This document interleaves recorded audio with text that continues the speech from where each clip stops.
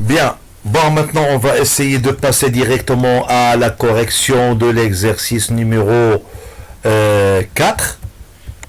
D'accord. Donc ça, c'est l'exercice 1 qu'on vient de le faire. D'accord. Et si vous aurez l'exercice 2, et ça, c'est 3. Nous l'avons déjà traité. D'accord.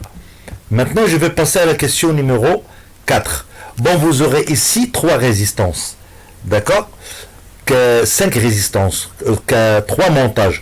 J'aurai la figure numéro 1 et on vous demande de déterminer la résistance équivalente et la conductance équivalente de l'ensemble.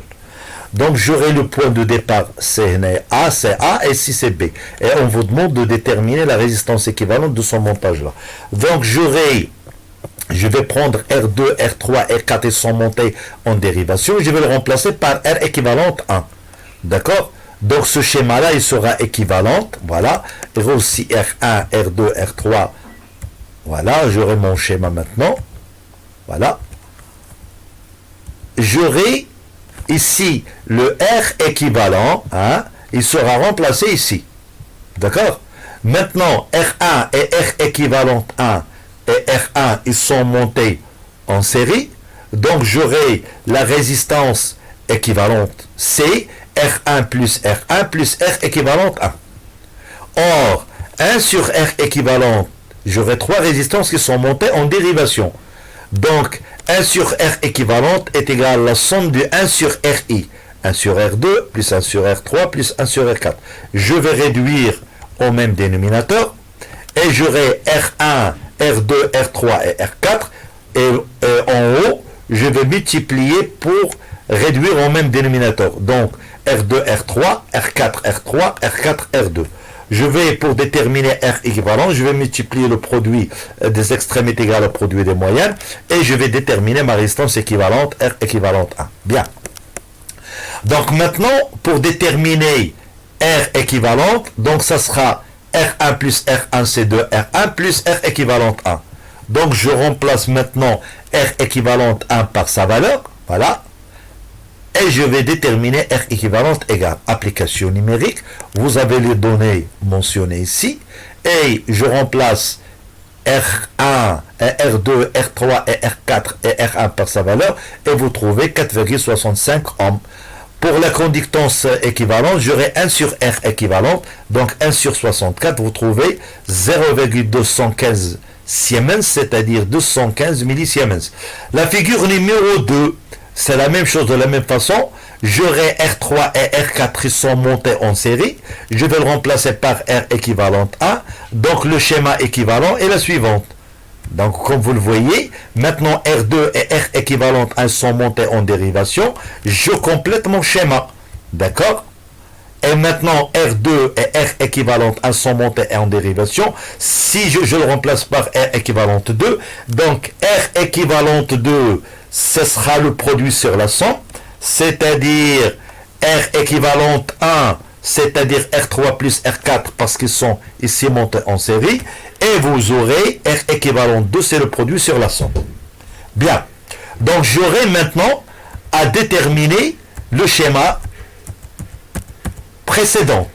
Le schéma précédent que je l'aurai ici, voilà, je viens de remplacer R2 et R équivalente par R équivalente 2.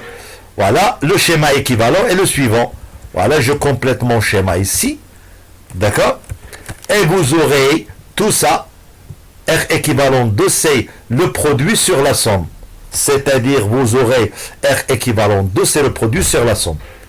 D'accord? Et ensuite, vous aurez R équivalent, maintenant, celui-là. Cette résistance-là, et celle-là, ils sont montés en série. Je vais remplacer maintenant R équivalent 2 par sa valeur. D'accord? Voilà. Et je le remplace. Ici, ça, c'est R équivalente 2. Et si R équivalente 1, c'est déjà trouvé. D'accord? C'est-à-dire, c'est R3 plus R4. Je viens de remplacer ce qui est en rouge par R3 plus R4. D'accord? Et vous aurez votre résistance équivalente, la forme littérale en fonction des données. On fait maintenant l'application numérique à partir des données et vous trouvez la résistance équivalente est égale à 5 ohms. D'accord? Bien, donc la conductance équivalente, c'est 1 sur R équivalente, c'est 0,2 Siemens. Bien. Bon, maintenant, on va passer à la figure 3 et non pas 2. Ici, hein, c'est la figure 3 et non pas 2. Bon, vous aurez ici elle-même R4 et R5 sont montés en dérivation. Donc, R équivalente 1, ça sera le produit sur la somme. D'accord? Ensuite, je vais prendre mon schéma équivalent. D'accord? Regardez le schéma. Voilà, le schéma équivalent, ça demande du travail. Hein? Ça demande du travail pour qu'on puisse faire un schéma comme ça. Donc, essayez de le faire vous-même. Vous travaillez avec le Word ou bien n'importe quoi. Bon, j'aurai ici maintenant R équivalente 1C, le produit sur la somme, d'accord? J'aurai maintenant R3 et R4 elles-mêmes, voilà. Je peux le remplacer seulement par une seule résistance équivalente, c'est R équivalent 2 qui est égal à R3 plus R équivalente 1. D'accord? Le schéma maintenant équivalent. Donc j'aurai R équivalente, c'est R3 plus R équivalente 1 ou R équivalente 1, c'est ça. Ce qui est donné ici. Bien. Bon, le schéma maintenant équivalent. Notre schéma équivalent, d'accord? Voilà. Vous aurez maintenant R2 et R équivalent 2 sont montés en parallèle. La résistance équivalente, je vais l'appeler R équivalent 3, ce sera le produit sur la somme. Voilà. R équivalent 3, c'est R2, R équivalent 2 sur la somme. Le schéma équivalent, d'accord? Voilà. Maintenant, vous aurez la résistance équivalente, d'accord? La résistance équivalente, c'est R1, R équivalente, c'est plus R1 plus R équivalente 3, c'est-à-dire R équivalente. Bien, maintenant je vais remplacer R équivalente par sa valeur, 3. R3, je remplace R2, équivalent 2 par sa valeur, ce qui est en bleu. Vous voyez? Ce qui est en bleu, c'est celui-là. D'accord? C'est R équivalent 2, d'accord? Et il y a R équivalent 2, c'est R3 plus le produit sur la somme. Bien. Maintenant, je vais passer à un tableau récapitulatif de tout ce qu'on vient de faire sur le schéma, la figure numéro 4. J'aurai R équivalent, c'est le produit sur la somme.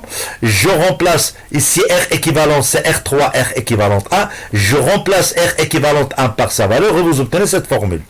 Bien. Maintenant, pour R équivalent 3. Comme vous voyez, dans R équivalent 3, vous aurez R équivalent 2. Vous remplacez R équivalent 2 par sa valeur et vous retrouvez votre formule R équivalent 3 en fonction de toutes les résistances qui se trouvent ici. Bon, pour la résistance équivalente, c'est R1 plus R équivalent 3.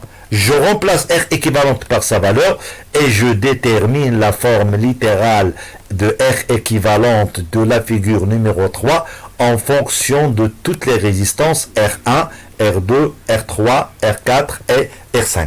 Application numérique, vous aurez les données là-bas. Donc je remplace R équivalente par sa valeur et je trouve la valeur de 3,97. Bon, la conductance équivalente, c'est l'inverse. D'accord? Et vous aurez 252 millisiemens. Bien. Bon, pour l'exercice numéro 5, vous aurez déterminé graphiquement R1, R2, R3 et R4. Eh bien, vous aurez, d'après la loi d'Ohm, je peux déterminer le coefficient directeur de cette droite-là. Donc, pour déterminer R1, je vais prendre ici, d'après la loi d'Ohm, U est égal à RI. Donc, vous aurez R et c'est U sur I, ou bien delta de U sur delta I. C'est-à-dire, vous prenez deux valeurs de la courbe. On va prendre de la valeur à 0, c'est-à-dire, on va prendre directement cette valeur. Donc, pour R1, c'est U1 divisé par I1. Mais n'oubliez pas ici que, ici, vous aurez une échelle 1,5. Si je veux déterminer, par exemple, R1, j'aurai 1, 2, 3, 4, 5, 6, j'aurai U est égal à 6 que multiplie 1,5 divisé par cette valeur-là, 1, 2, 3, 4, 4 que multiplie 0,01 et vous trouvez le résultat de R1 en ohm. Bon, comme vous le voyez, si je prends par exemple cette valeur-là, pour les trois résistances, je vais prendre la même valeur de l'intensité, et vous aurez la tension de R4, il est inférieur à la tension de R3, il est inférieur à R2, il est inférieur à R1. Donc je peux dire pour même intensité, j'aurai un coefficient directeur qui est plus grand pour R1. Donc vous aurez la résistance R1, c'est la résistance la plus grande. Donc je peux dire à ce moment-là que la résistance R1 est plus grande que R2, est plus grande que R3, est plus grande que R4. Merci de votre attention et je m'excuse pour le retard. Parce que la connexion je vous remercie infiniment et on se verra la prochaine séance, Inch'Allah ta'ala. Salam alaikum.